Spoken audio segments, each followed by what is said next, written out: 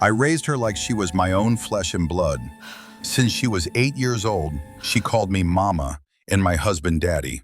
But last Tuesday, a hidden nanny cam in my bedroom revealed that Daddy wasn't just a name to her anymore. It was an invitation. The tablet trembled in Clara Mae Jenkins's hands as she stared at the paused footage on the Nanny Cam app. After 20 years of marriage to Arthur, after raising Sarah from age 8 as if she were her own daughter, she was about to press play on the video that would change everything. Her heart hammered against her ribs as her finger hovered over the screen, some primal instinct warning her that what came next could not be unseen. She had prepared for this moment with meticulous care. Arthur was away at a weekend church leadership retreat. Her 4 sons were occupied with their own Saturday plans. The house was silent except for the grandfather clock ticking in the hallway, counting down the seconds until her world would either be confirmed whole or shattered completely. At 48, Clara Mae still considered herself blessed to be the wife of Deacon Arthur Jenkins. When they'd met at her cousin's funeral 28 years ago, she'd been a young Sunday school teacher with dreams of a family and a faithful life. Arthur was the most devoted man who'd ever noticed her. Seminary educated, already rising in the church, and devastatingly handsome in his tailored 3-piece suits. Their courtship had felt ordained by God himself. Prayer meetings at sunset, weekend revivals where he'd hold her hand during altar calls, and a proposal that had made the entire congregation weep with joy. And then came Sarah, her orphaned 8-year-old cousin, terrified and grieving, who needed a home. Arthur had been the one to suggest they take her in. "God is calling us to this, Clara Mae," he'd said with such conviction. "This child needs a father." For 20 years, they'd built what everyone called the model Christian family. Arthur, the respected deacon, Clara Mae, the devoted wife and mother, and Sarah, beautiful, grateful Sarah, who'd grown from a frightened little girl into a poised woman of 28, still living under their roof, still calling them Mama and Daddy. But 3 weeks ago, something had shifted. Small things at first. The way Sarah's hand lingered on Arthur's arm during Sunday dinner. The private smiles exchanged when they thought no one was looking. A locked library door at odd hours. Arthur's cologne on Sarah's bathrobe. And then, last Monday, Clara Mae had found a receipt. Hotel, downtown, 2-night stay. Buried in Arthur's suit pocket, dated for a weekend he'd claimed to be at a men's retreat. The nanny cam had arrived on Wednesday, a small device disguised as a book spine, placed carefully on the library shelf. She'd told herself she was being paranoid, that her imagination was running wild, that her husband was a man of God, and Sarah was their daughter. Now, sitting in the dim light of her bedroom this Saturday evening, Clara Mae pressed play. The footage loaded. The timestamp read 11:47 p.m., just last Tuesday night. The library came into focus. The leather chairs, the mahogany desk Arthur had inherited from his father, the biblical concordances lining the walls. And then they entered the frame. Arthur's hand was already tangled in Sarah's hair. Sarah's "Daddy" wasn't whispered with filial affection. It was breathed like a prayer, like a plea, like a promise. Clara Mae watched the man she'd given her entire adult life to pull the woman she'd raised as a daughter into an embrace that made her stomach turn. The tablet slipped from Clara Mae's numb fingers. It bounced once against the silk duvet and landed face up on her lap. The video still playing, the sound of their voices now filling her bedroom like poison in the air. "Arthur," someone might hear, Sarah's voice, breathy and knowing. "Clara Mae's asleep." Arthur's response, dismissive and confident. "She never suspects a thing. She's too busy playing the perfect church wife to notice what's right in front of her face." The world tilted. Clara Mae's vision blurred. 20 years. Sarah had been in their home for 20 years. How long had this been happening? Since she was 18? 21? Last year? Yesterday? Her legs felt unsteady beneath her. The preparation she'd done, the mental fortitude she tried to summon, All of it crumbled now. She reached for her phone with shaking hands, pulling up Arthur's number, her thumbs moving automatically to type, "We need to talk. Now." But before she could press send, her bedroom door burst open. Arthur stood in the doorway, his tall frame filling the space, his usually immaculate appearance disheveled. He must have come home early, and from the cold fury in his eyes, he knew exactly what she'd discovered. "Clara May." His voice was flat, emotionless, nothing like the warm tone he used from the pulpit. "I see you've been snooping where you don't belong." Behind him, Sarah appeared, her expression not remorseful but defiant. The girl Clara May had taught to braid her hair, to pray before meals, to trust in the Lord's protection, now looked at her with something close to contempt. "Arthur, please." Clara May's voice came out as barely a whisper. "How could you? How could both of you?" Arthur stepped into the room, his movements sharp and deliberate as he loosened his tie. The burgundy one she'd given him for their 15th anniversary. "You were always too naive for your own good, Clara May. Too trusting, too simple." He paused, his words landing like blows. "Did you really think a man like me would be satisfied with a woman like you forever? Sarah understands what I need. She always has." Sarah moved beside him, slipping her hand into his with practiced ease. "I'm sorry, Mama," she said, but there was no sorrow in her tone. "But Daddy and I, we're in love. We have been for years." The words hung in the air like a curse. The tablet was still playing the video, the sounds of their betrayal filling the silence that followed. Clara May looked between them, her husband of 20 years and the daughter of her heart, and felt something inside her die. But in its place, something else began to kindle. Not grief, not shock, fury. Clara May Jenkins had always believed that devotion was its own reward. For 20 years, she'd poured herself into two people with the kind of wholehearted love that asked for nothing in return. First, there was Arthur, her husband, her spiritual partner, the man who stood before congregations and spoke about righteousness with such conviction that even the hardest hearts softened. She'd been there for every step of his rise from associate minister to head deacon, ironing his vestments at midnight, rehearsing his sermons with him over breakfast, organizing the women's auxiliary to support his every initiative. When the church needed new roofing, Clara May had organized bake sales for 6 months straight. When Arthur wanted to launch the youth ministry program, she'd volunteered to teach Sunday school every week without fail. She'd made herself invisible so his light could shine brighter. And then there was Sarah, sweet, broken Sarah, who'd arrived on their doorstep at 8 years old with nothing but a trash bag of clothes and eyes that had seen too much grief for a child. Clara May still remembered the first night, how Sarah had refused to sleep alone, how she'd trembled in Clara May's arms whispering, "I want my mama," until exhaustion finally claimed her. It had taken months of patient love before Sarah smiled again. Years before she called Clara May Mama without that hesitation in her voice. Clara May had braided her hair for school pictures, taught her to cook her grandmother's recipes, stayed up late helping with algebra homework and boy troubles and college applications.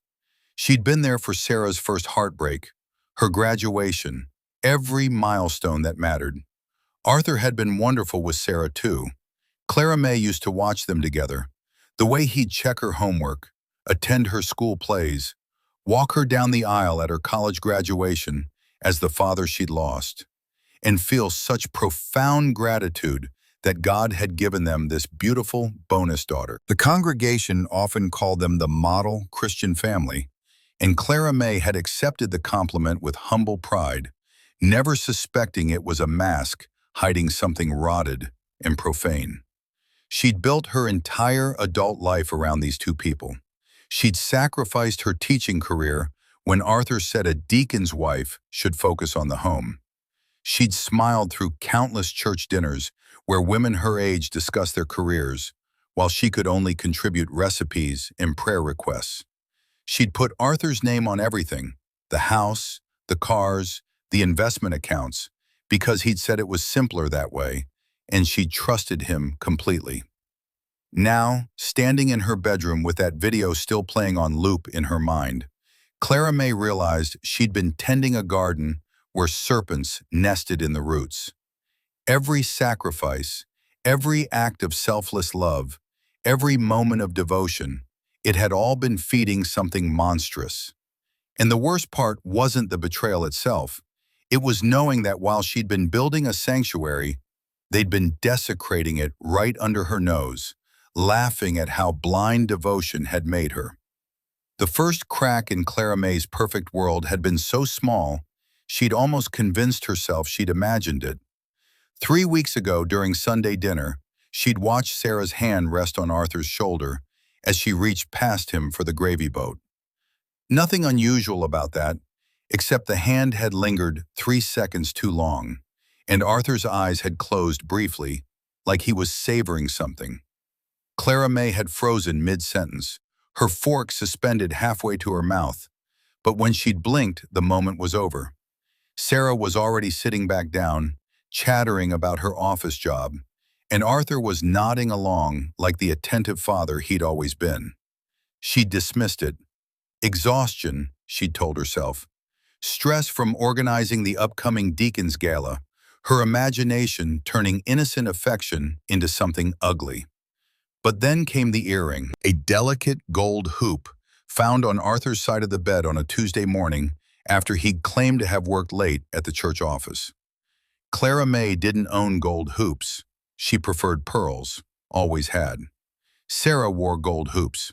When Clara May had asked Arthur about it, he'd barely glanced up from his morning paper.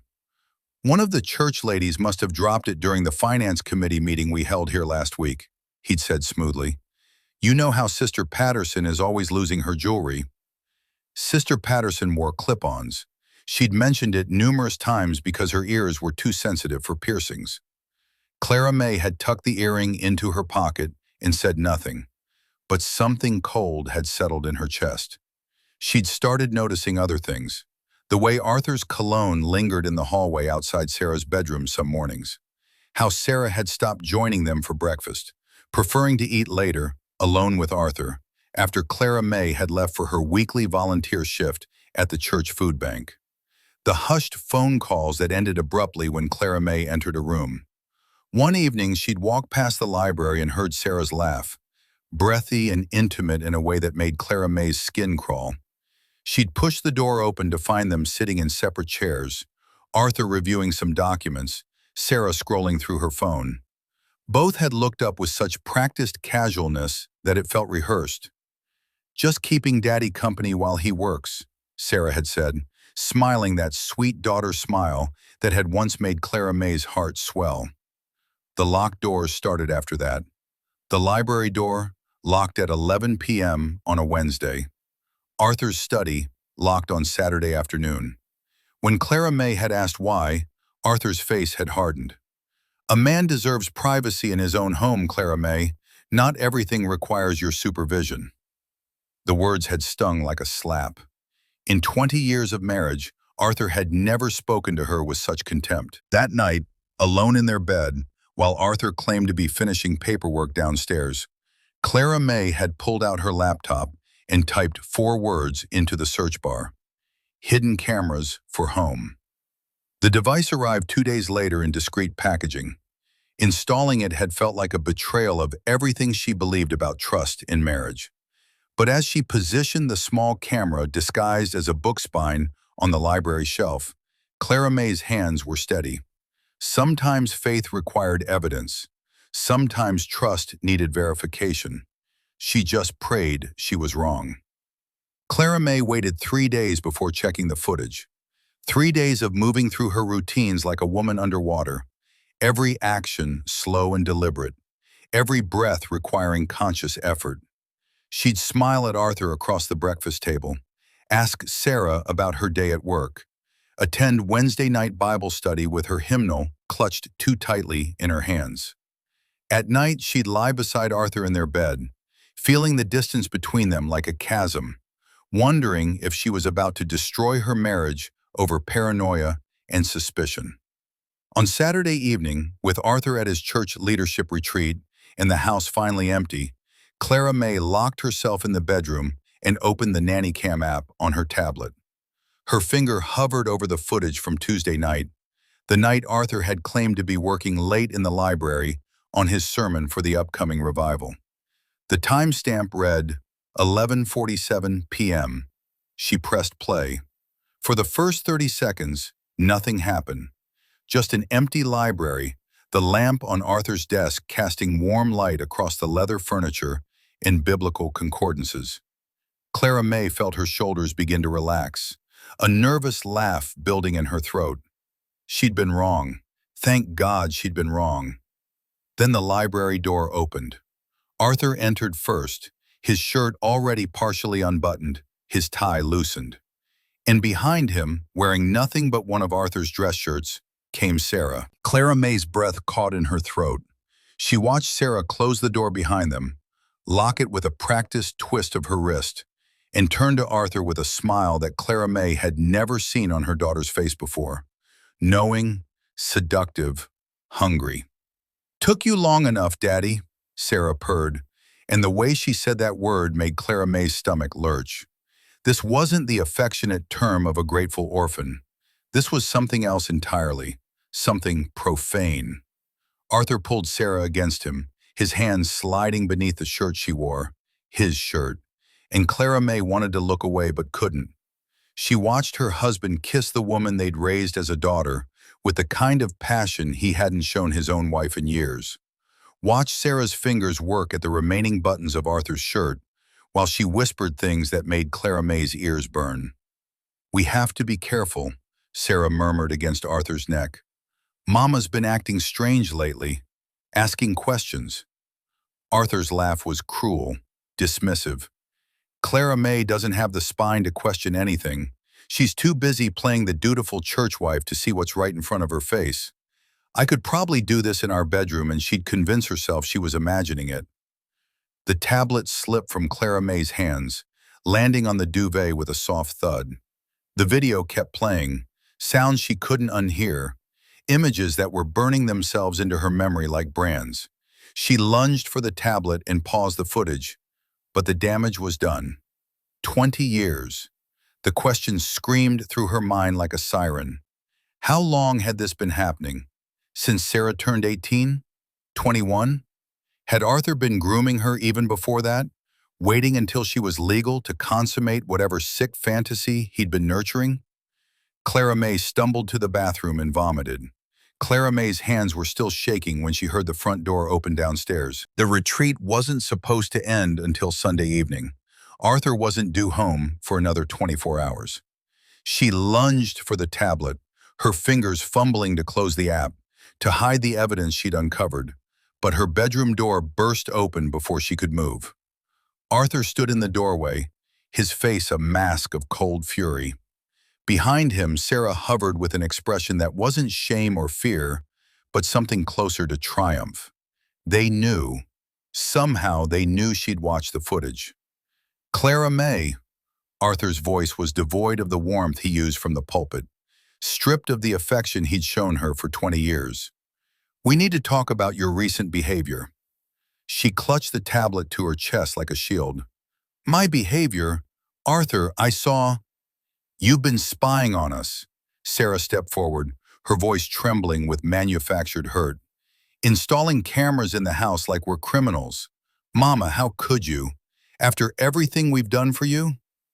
The audacity of it stole Clara May's breath. "After everything you've done for me? I raised you. I took you in when—" "You took in a charity case to make yourself feel important," Arthur interrupted, his words precise and cutting. "Let's not pretend your generosity was selfless, Clara May. You've been dining out on the story of poor little Sarah for 20 years, playing the martyr at every church function." Clara May's vision blurred with tears. "I loved her. I loved both of you." "Love?" Sarah laughed, the sound brittle and ugly. "You smothered me. Every decision, every choice, you had to control it all. At least Daddy treats me like an adult, like an equal." Arthur moved into the room, his presence suddenly menacing in a way it had never been before. "I've already spoken to my attorney, Clara May. Given your recent erratic behavior, the paranoia, the surveillance equipment, the accusations, he agrees that we need to take protective measures." "Protective measures?" Clara May's voice rose to a pitch she didn't recognize. "I have proof. I have video of you two. Video that you obtained through illegal surveillance." Arthur's smile was razor thin. "Video that could be construed as a violation of privacy laws. My attorney was very clear about that. Any evidence gathered through such methods would be inadmissible. And frankly, it only supports our concern about your deteriorating mental state." The words hit her like physical blows. He'd already thought this through. How long had he been planning for this contingency? "As of this morning, I've frozen our joint accounts pending a psychiatric evaluation," Arthur continued, his tone businesslike, as if he were discussing church finances rather than destroying his wife's life. "I've also filed for a legal separation based on mental health grounds. You have until tomorrow evening to pack your personal belongings and vacate the premises." "This is my home!" Clara May's scream tore from her throat. "I've lived here for 15 years. "Actually, it's my home. My name is on the deed. My money purchased it." Arthur's eyes were flat, emotionless. "You were simply living here as my dependent." Sarah moved beside Arthur, slipping her hand into his with practiced ease. The gesture was deliberate, designed to wound. "We've already talked to the boys, Mama. They're very concerned about you. David especially thinks you need professional help." The mention of her sons, her 4 precious boys who she'd raised, who she'd devoted her life to, made Clara May's knees buckle. "You told them? What did you tell them?"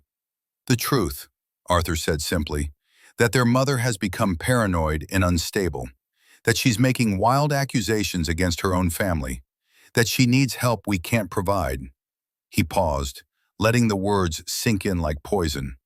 "They'll understand, in time, why we had to do this, why we had to protect ourselves from your delusions." Clara May looked between them, the man she'd pledged her life to, and the girl she'd raised as her own, and saw nothing but calculated cruelty in their eyes.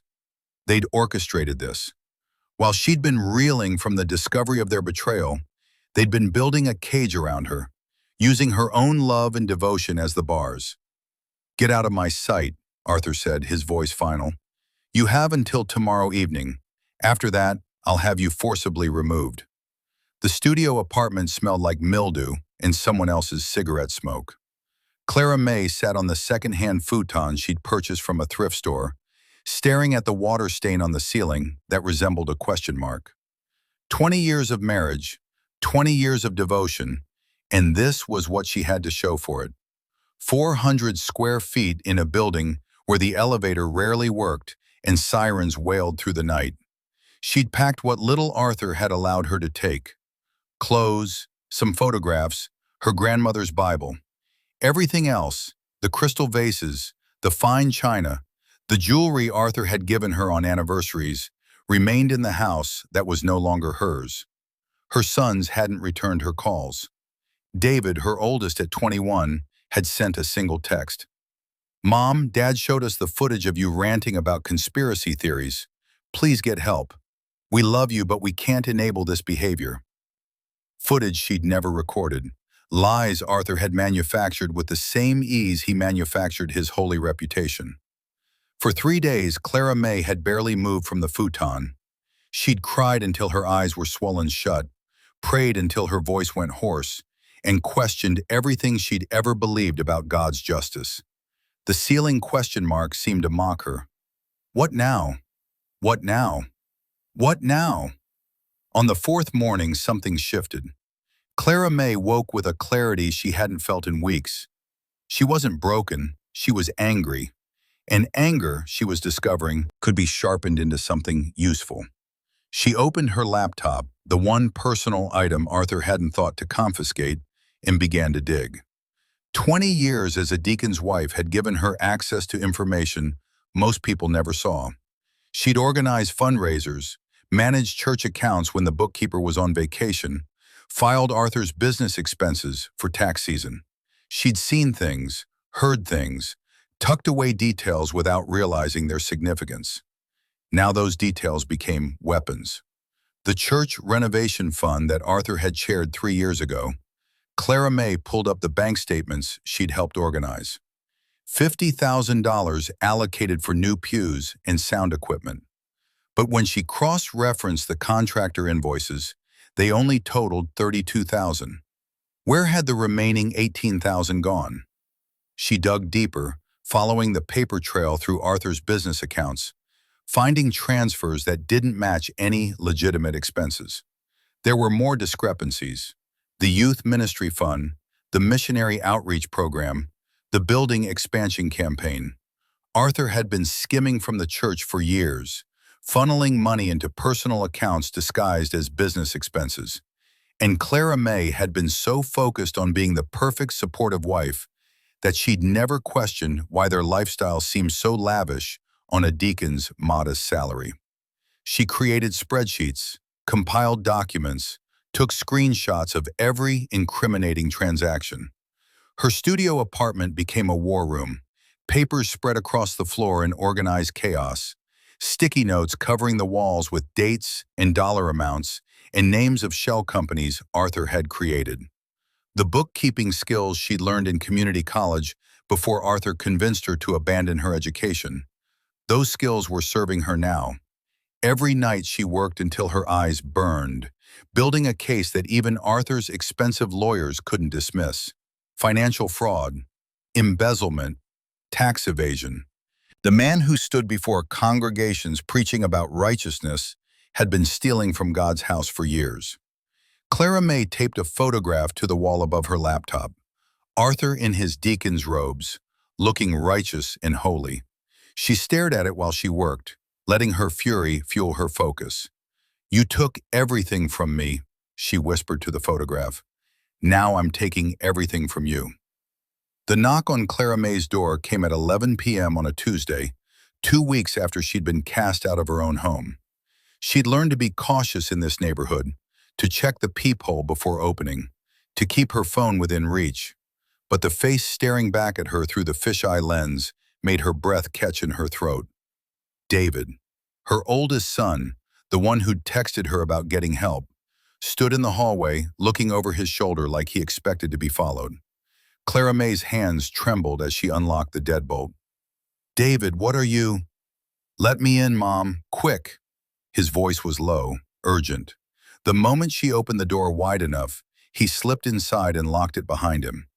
In the harsh light of her studio apartment, Clara May could see the shadows under his eyes, the tension in his jaw. He looked like he hadn't slept in days. "Your father sent you to check on me?" The words came out more bitter than she'd intended. "Dad doesn't know I'm here." David turned to face her, and Clara May saw something in her son's eyes that made hope flare dangerously in her chest. Belief. "Mom, I need you to tell me the truth.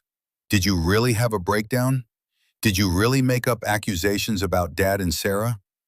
Clara May's throat tightened. "Would you believe me if I said no?" "I want to believe you," David's voice cracked, "because I've been seeing things too, things that don't make sense, and I need to know I'm not crazy." The walls Clara May had built around her heart during these weeks of isolation began to crumble. She gestured to the futon, and they sat together in the small space that had become her refuge. "What did you see?" David's hands clenched into fists on his knees. "Last Thursday I came home early from work. I heard sounds from the library. I thought maybe Dad was watching TV or something. But when I got closer..." He stopped, swallowing hard. It was Sarah's voice. She was calling him Daddy, but not the way she usually does. It was different, wrong. And Dad was... He couldn't finish the sentence. Clara May reached for her laptop, her movements careful. "I need to show you something, but once you see it, you can't unsee it." "Show me." She pulled up the nanny cam footage, the video she'd watched so many times it was burned into her memory. David's face went pale as he watched, then green, then hard as stone. When it ended, he sat in silence for a long moment before speaking. How long? His voice was barely a whisper.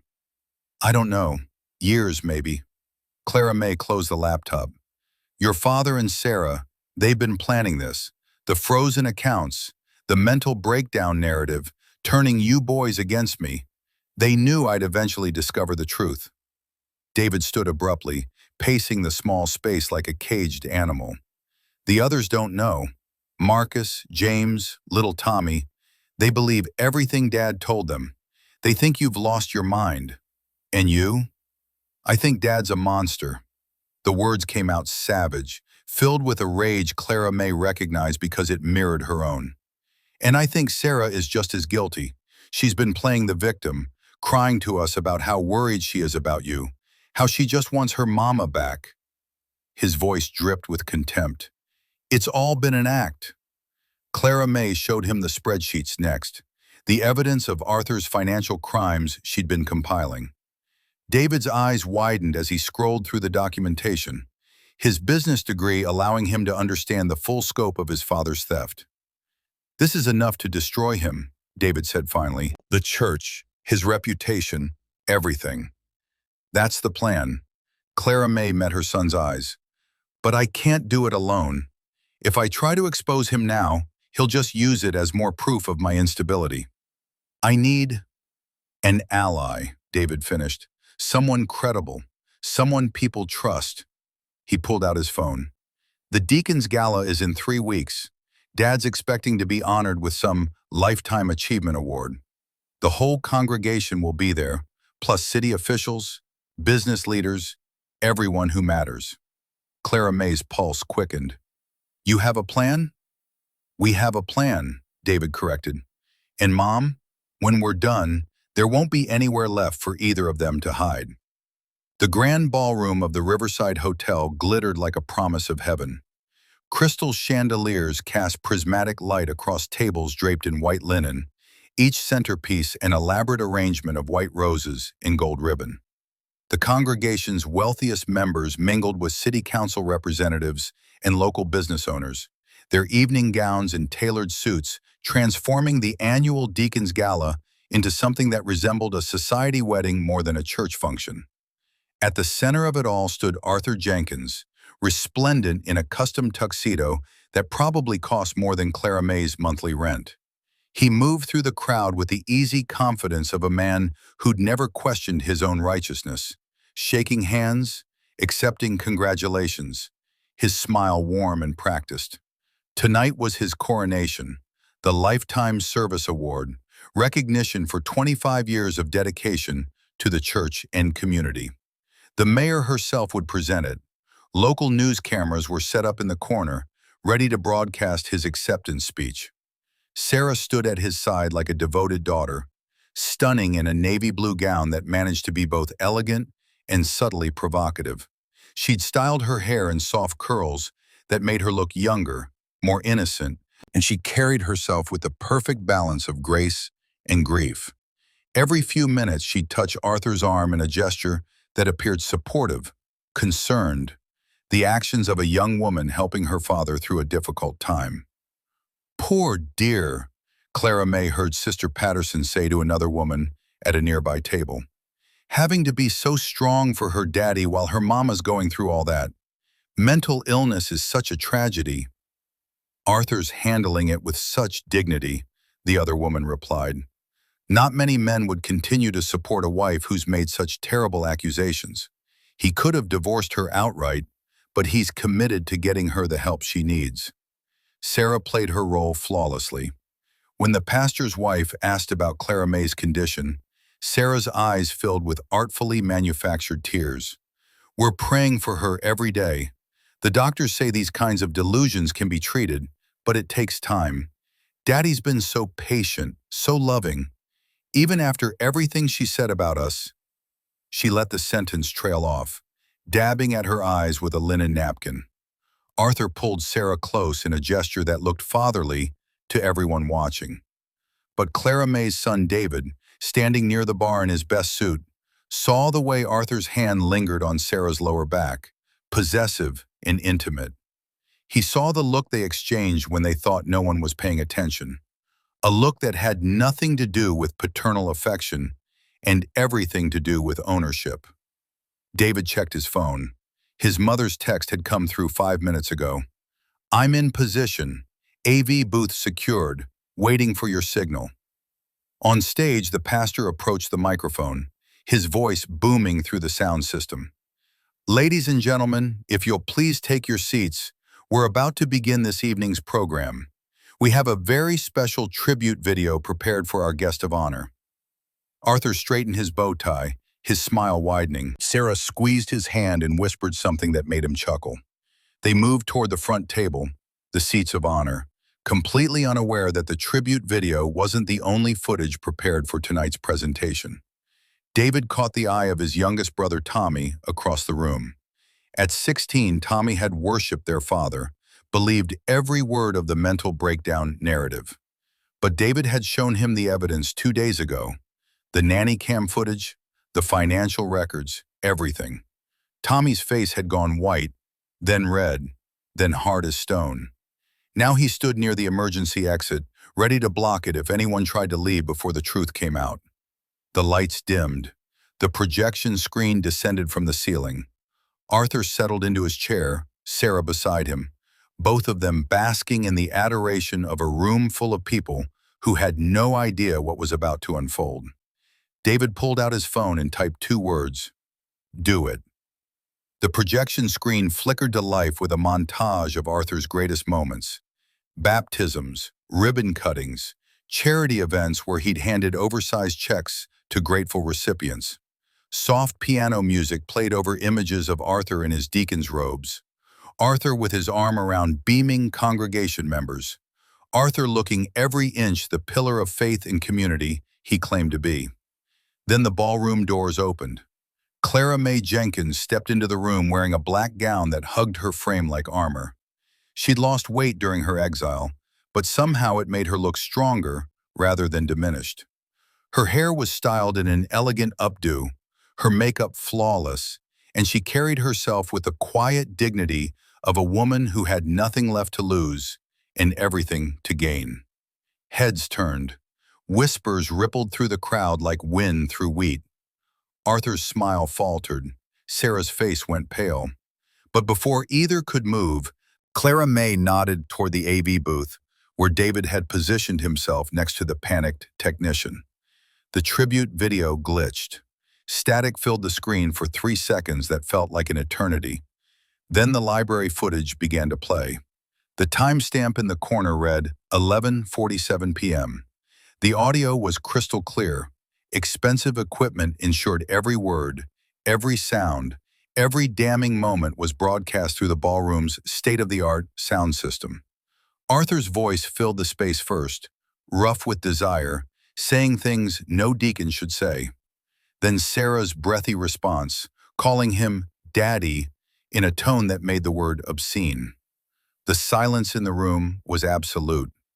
300 people watched as Deacon Arthur Jenkins, husband, father figure, man of God, pulled the woman he'd raised as a daughter into an embrace that shattered every illusion they'd built. The camera angle captured everything. Arthur's hands tangling in Sarah's hair, Sarah's fingers working at the buttons of his shirt, their words dripping with contempt for the wife and mother they'd discarded. "Clara Mae doesn't have the spine to question anything," Arthur's voice boomed through the speakers. "She's too busy playing the dutiful church wife to see what's right in front of her face." Sarah's laugh followed, cruel and knowing. "Poor Mama, she actually thinks we're a happy family." Someone gasped. A woman near the front began to cry. The mayor stood abruptly, her face twisted in disgust. News cameras that had been positioned to capture Arthur's moment of glory were now recording his complete destruction, the footage already streaming live to the station. Arthur lunged from his seat, trying to reach the AV booth, but David had locked the door from the inside. Tommy blocked the main exit, his young face hard with betrayal. Marcus and James, Clara Mae's middle sons, who had believed their father's lies, sat frozen at their table, watching their perfect family implode on a screen 20 feet tall.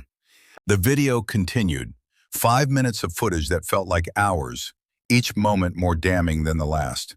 When it finally ended, cutting to black, the silence stretched so thin it felt like it might snap.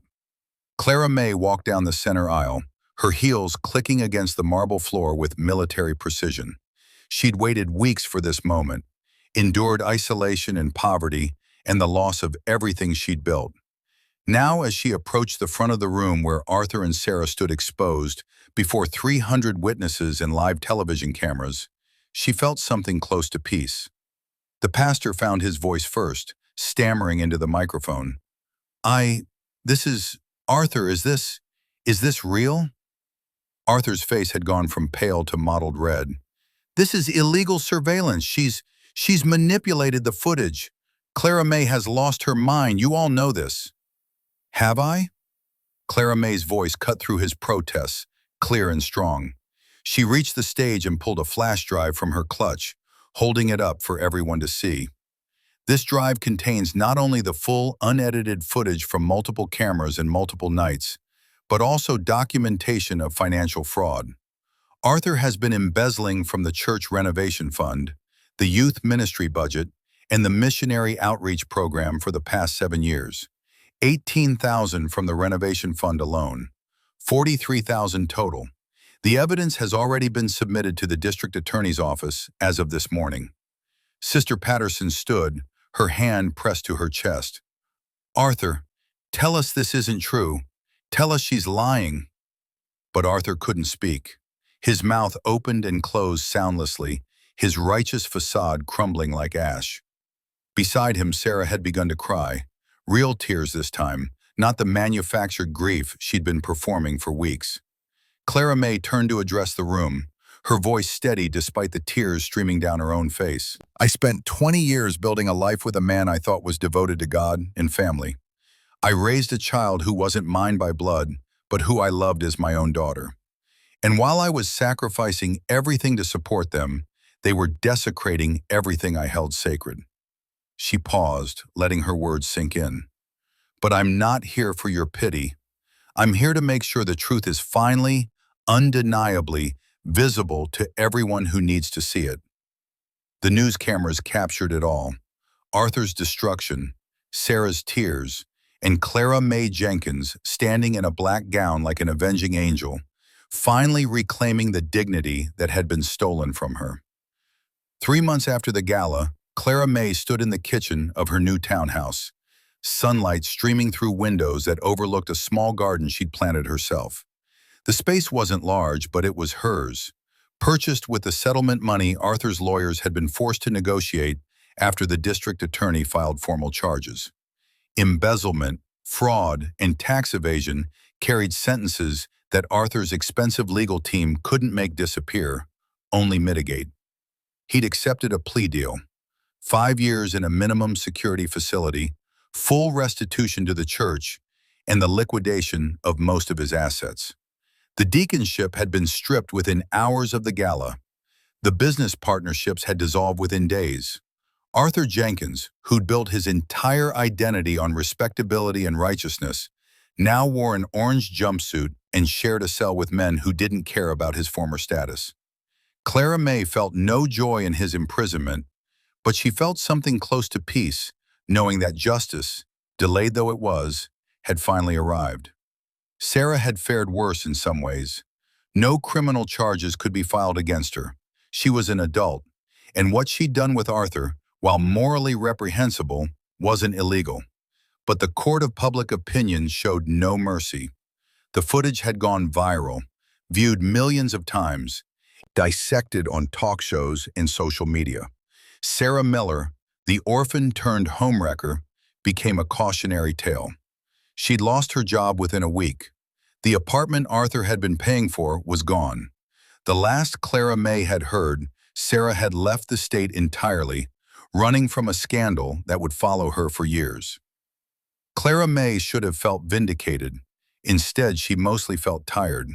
20 years of devotion hadn't been erased by 3 months of justice. The betrayal still ached like an old wound on cold mornings. But there were good days too, like today, when all 4 of her sons were coming for Sunday dinner. David arrived first, letting himself in with the spare key she'd given him, carrying a bouquet of sunflowers.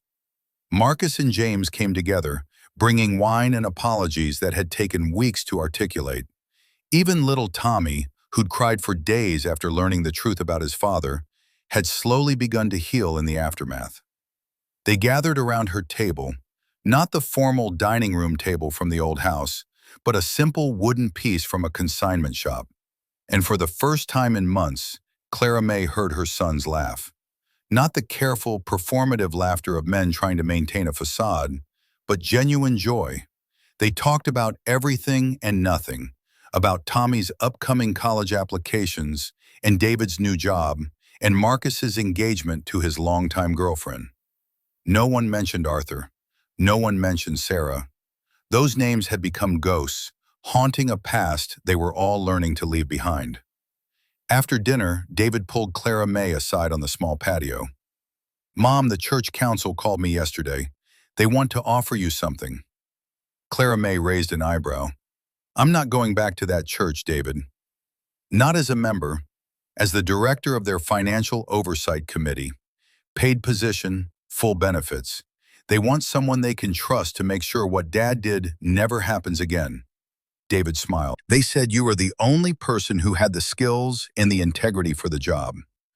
Clara May looked out at her garden, at the tomatoes she'd planted, and the herbs growing in neat rows. She'd spent 20 years making herself small, invisible, devoted to elevating others while diminishing herself. The woman who'd installed that nanny cam had been terrified of what she might find. The woman standing here now wasn't afraid anymore. "Tell them I'll think about it," she said finally, "but on my terms. No more making myself small for anyone else's comfort." David hugged her, and Clara May felt something shift in her chest. Not happiness exactly, but something close to it. Hope, maybe. Or just the quiet satisfaction of knowing she'd survived the fire and emerged tempered rather than broken.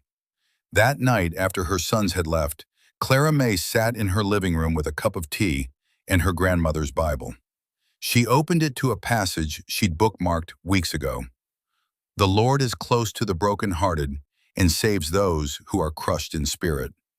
She'd been both, brokenhearted and crushed, but she'd also been saved, not by divine intervention alone, but by her own refusal to accept the narrative others had written for her life. Arthur had tried to cast her as the unstable wife, the delusional woman, the problem to be managed and discarded. Instead, she'd rewritten herself as the survivor, the truth teller, the woman who'd burned down the facade to expose the rot underneath. Clara May closed the Bible and smiled. Tomorrow she'd call the church council. She'd accept their offer, but she'd negotiate her salary up and demand complete autonomy. She'd hire David as her assistant and implement systems that would prevent future theft. She'd take the ruins of what Arthur had destroyed and build something better from the ashes. Her new legacy wouldn't be defined by who she'd married or who she'd raised. It would be defined by what she'd built for herself, brick by careful brick in the aftermath of betrayal. And that, Clara May thought as she turned off the lights and headed to bed, was the best revenge of all.